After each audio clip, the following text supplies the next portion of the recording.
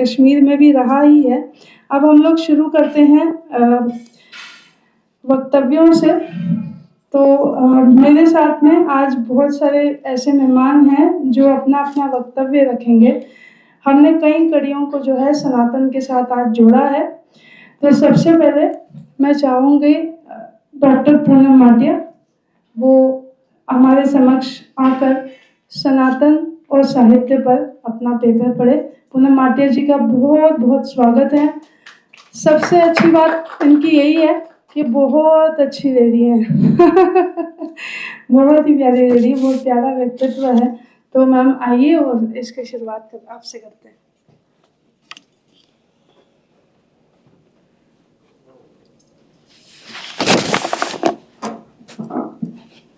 सादर नमस्कार आप सभी को, सभी गुरुजनों को प्रणाम करती हूँ। हम भारत माता की को याद करते हैं, माँ शारदे को याद करते हैं, और माँ शारदे को याद करने के लिए मैं कहती हूँ कि हर कदम पर तुम्हारा इशारा मिले, हर कदम पर तुम्हारा इशारा मिले, हो भंवर या कभी क्षिप्र धारा मिले, थामे पतवार मेरी अगर शारदे, पार कर लूं मैं दरिया किनारा मिले, पार कर लूं मैं दरिया किनारा मिले। और आज सुरभि ने बहुत भारत मेरे साथ चैनल के तत्वावधान में बहुत सुंदर विषय उठाया है और एक शुरुआत की है। जैसे उसने कहा कि हम धर्म के बारे में, भारत विमर्श के बारे में बात करेंगे, संस्कृति के बारे में बात करेंगे और हमारे सनातन धर्म के जो साहित्य है उसके बारे में बात करेंगे। और मुझे विषय दिया गया है साहित्य और धर्म। तो बैठे हैं मेरे सामने और मैं कुछ बात कहूँ, लेकिन एक भूमिका जरूर है कि धर्म जो है संस्कृत की ध्री धातु से निष्पन्न होता है और जिसका अर्थ होता है धारण करना। तो जिस चीज को हम धारण करते हैं वह धर्म कहलाती है। तो ये तो एक छोटी सी बात है जो आई थिंक मुझे लगता है यहाँ सबको पता ही होगी। और जैसे कि हमारे यहाँ और ये भी कहते हैं कि धर्म का जो धारण करना है ये संदर्भ के साथ बदलता है। कैसे संदर्भ के साथ बदलता है, कैसे हम इससे अपने आप को रिलेट करते हैं, हमें क्या करना चाहिए, बस कुछ ही मिनटों में आपसे इस बारे में बात करके मैं अपनी स्थान लूंगी। तो जैसे कि परिवार का पालन पोषण करने का धर्म होता है माता पिता का, और ऐसे ही संतान का धर्म होता है उनकी इच्छाओं को आगे बढ़ाना, एक संस्कारी बच्चा बनना और एक अच्छा नागरिक बनना। जैसे एक राजा का धर्म होता है अपनी प्रजा का ख्याल रखना, ऐसे ही एक शिष्य का धर्म होता है अपने गुरु की सेवा करना। तो संदर्भ जैसा होता है धर्म उसके हिसाब से चलता है। और धर्म का ये भी कहते हैं कि धर्म का कोई पर्याय नहीं है। अगर हम धर्म को अलग शब्दों से, जैसे अंग्रेजी के रिलीजन या इस्लामिक मजहब से जोड़ दें तो ये इसको बहुत संकीर्ण करना होता है। संकीर्ण करने का मतलब है कि इसका जो पूजा कर्म कांड का जो हिस्सा है वो एक लेश मात्र है, छोटा सा हिस्सा है। व्यापक रूप में जो धर्म होता है वो होता है कि कैसे हम अपनी जिंदगी गुजारते हैं, कैसे हमारी जीवन पद्धति है, किस राह पे हम चलते हैं। तो धर्म जो है वो सत्य सनातन, और सबसे बड़ी बात है कि ये मत पंथ और संप्रदाय से इसका कोई लेना देना नहीं है। ये हमारी जीवन पद्धति है जो सनातन है, शाश्वत है, हमेशा से था, आज है और हमेशा रहेगा। तो इसी के लिए जब कहते हैं कि ये जीवन पद्धति है ये हमारी नैतिकता, शांति और आध्यात्मिक विकास करती है और सामाजिक व्यवस्था, संस्कृति और सभ्यता को बनाए रखने में महत्वपूर्ण भूमिका निभाती है। ये हमें कठिन समय में निर्णय लेने की क्षमता देती है। साथ ही साथ जब हमारे सामने कोई अंतर्द्वंद होता है तो उसको सुलझाने में भी धर्म हमारे सामने आता है और ये बताता है कि क्या ठीक है क्या नहीं है, और अगर जो ठीक नहीं है वो हम करते हैं तो वो अधर्म की कैटेगरी में आता है। तो साथ ही साथ धर्म में हमारे यहाँ नास्तिक और आस्तिक दोनों को भी स्वीकार किया जाता है। इसमें ऐसा नहीं है कि अगर ये नास्तिक है तो ये सनातन धर्म का नहीं है, और अगर ये वेद नहीं पढ़ता है, ये मीमांसा पढ़ता है, वेद दूसरे ग्रंथ पढ़ता है तो ये हमारा सनातन नहीं है। सनातन में आप बौद्ध धर्म भी आप सनातन के अंदर आता है और जैन धर्म भी आपके सनातन धर्म के आता है। हम कोई भी अच्छी पुस्तक पढ़ते हैं वो सनातनी होता है। एक सनातनी परिवार में जन्म लेने के बाद उन परंपराओं को जब हम निभाते हैं तो हम सनातनी कहलाते हैं। बस इतना ही काफी है एक सनातनी होने के लिए। और जैसे कि हम कहते हैं कि ये एक कठोर नहीं है, बहुत लचीला है, समय के साथ विकास करता है, चर्चाओं में आगे बढ़ता है और प्रश्न करना स्वीकार करता है। इसमें प्रश्न करने वाले का गला नहीं काटा जाता। तो इसमें प्रश्न कर सकते हैं, चर्चाएं कर सकते हैं। जैसे कि बात हुई शस्त्र और शास्त्र दोनों को साथ लेके चलता है। हमारी हर देवी भगवान किसी को भी देखें तो उनके अगर एक हाथ में धनुष है और अगर एक हाथ में कमल है, एक हाथ में आशीर्वाद की मुद्रा है, तो एक हाथ में धनुष भी है, या एक हाथ में आपके उनके आगे खड़ग भी है, या कोई और भी शस्त्र उनके साथ हो सकता है।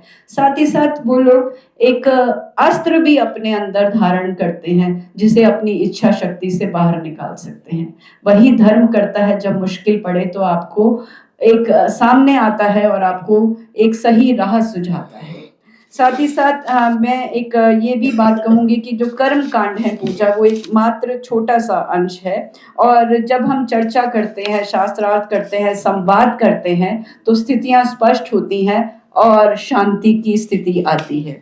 तो और सनातन धर्म में क्योंकि जैसे मैंने कहा ये एक डायनामिक प्रोसेस है, समय के साथ बदलाव के साथ विकास करता है। इसमें कठोर बात कोई नहीं है कि हम, जैसे कि अभी नवरात्रि की पूजा गई है, हम सब जानते हैं कि नवरात्रि के उपवास अधिकतर लोग रखते हैं, लेकिन सबकी प्रक्रिया जो है अलग है। कोई शाम को खाना खाता है, कोई रात को खाना खाता है, कोई सेंधा नमक खाता है, कोई एक सादा भोजन बिना तामसिक वृत्ति के वो सादा भोजन खाने में ही अपने उपवास को मान लेता है। तो हमारे यहाँ इतना लचीलापन है सनातनी होने के लिए। हमें ऐसा नहीं है कि ऐसा करना है तो ऐसा ही होगा।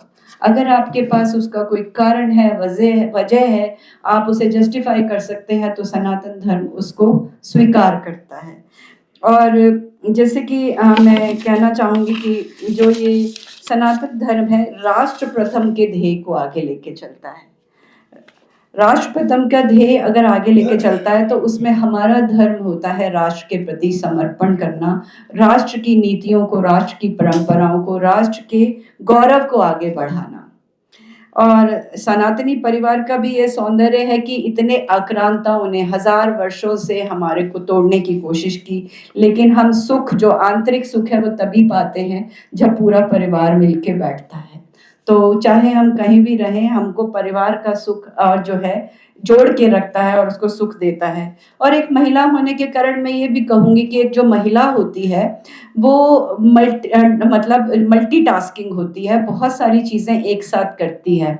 और वो क्योंकि वो एक होलसम पर्सपेक्टिव रखती है, यहाँ ये कर रही होती है तो वहाँ बच्चों का ध्यान होता है, वहाँ बड़ों का ध्यान होता है, वहाँ अपना कार्य का ध्यान होता है, वहाँ घर की सफाई का ध्यान होता है, वहाँ किसी का स्वास्थ्य ठीक नहीं है तो वो भी ध्यान होता है। तो जो मल्टीटास्किंग विमेन है वो अपने बच्चों को भी वो स्वतः ही वो संस्कार दे देती है। तभी हमारे भारत के सनातनी बच्चे हैं जो एक मतलब जिसे कहते हैं कि एक होलसम पर्सपेक्टिव के साथ, जो एक analytical, intelligent, laborious, hard working होते हैं, अच्छे निर्णय लेते हैं, तो विश्व की बड़ी बड़ी कंपनियों में या सीईओ होते हैं या मैनेजर के पद संभालते हैं। ये हमारे परिवार का ही जिसे कहते हैं देन होती है जो वो ये काम कर पाते हैं।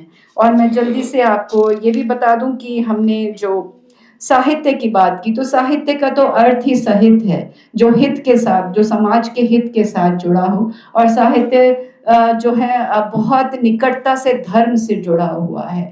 और जैसे साहित्य की बात कहें तो सनातन साहित्य की तो बहुत लंबी फहरिस्त है और लंबी लिस्ट है जो हमें पुरातन से जोड़ती है। और हजारों हजारों वर्षों से, जिसे हम वेद कहते हैं, हजारों, जिसे हमारे ऋषि मुनियों ने अपनी तप और तपस्या से उसे ग्रहण किया था वेदवाणी के रूप में। वो कहीं लिखा हुआ नहीं था और वो एक ग्रहण किया था, वो अपनी तपस्या से ग्रहण किया था।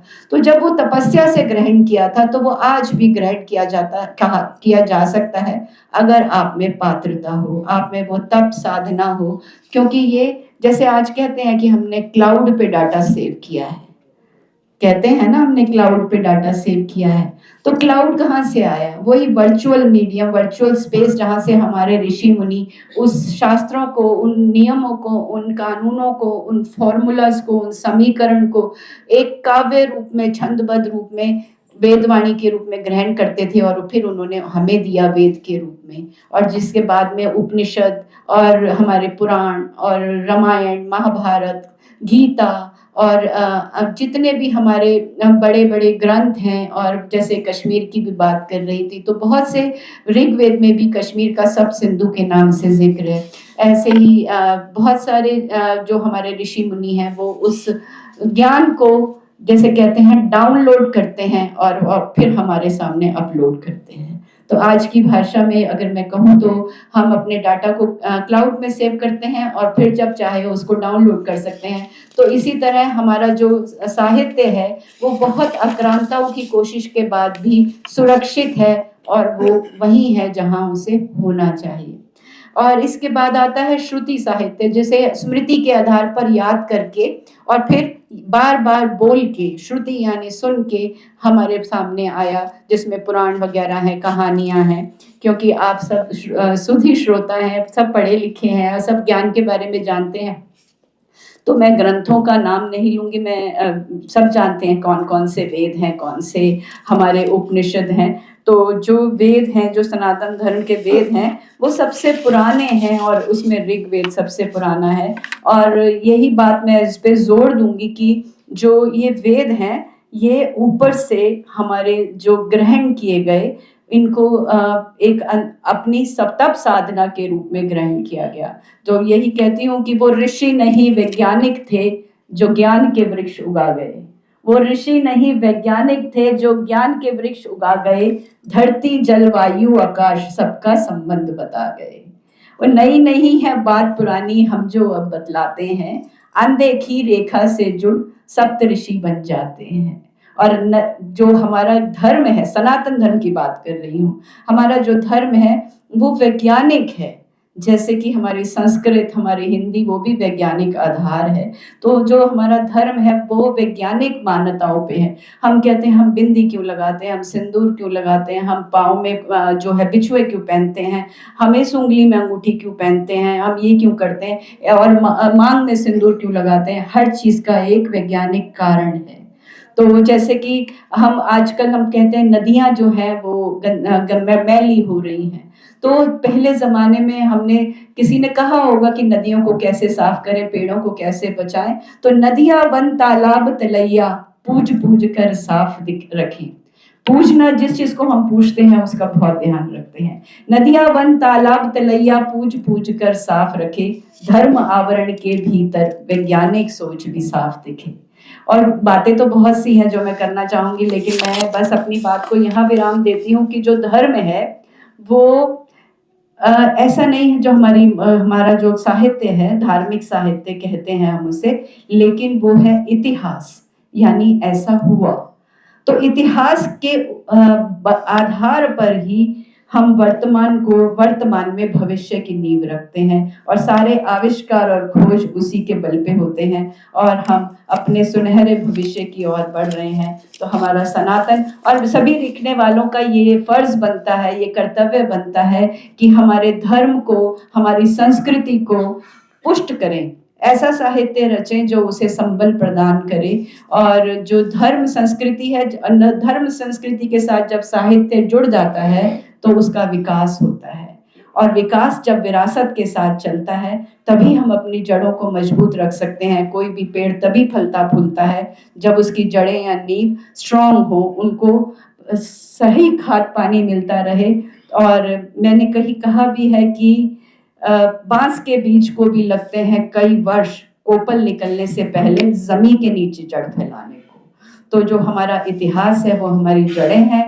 हमको अपनी शोध प्रवृत्ति नहीं छोड़नी चाहिए। हम केवल एक मशीन नहीं है जो ऊपर से आइडियाज आए उनको फॉलो करें। हम जो कहते हैं नौकरशाही नहीं होनी चाहिए हमें अपने धर्म का पालन करते हुए खोज, आविष्कार और अपनी जो संस्कार हैं उनको आगे ले जाना चाहिए और अपनी जड़ों को मजबूत करना चाहिए, तभी ये वृक्ष फलेगा, फूलेगा, आगे बढ़ेगा। धन्यवाद।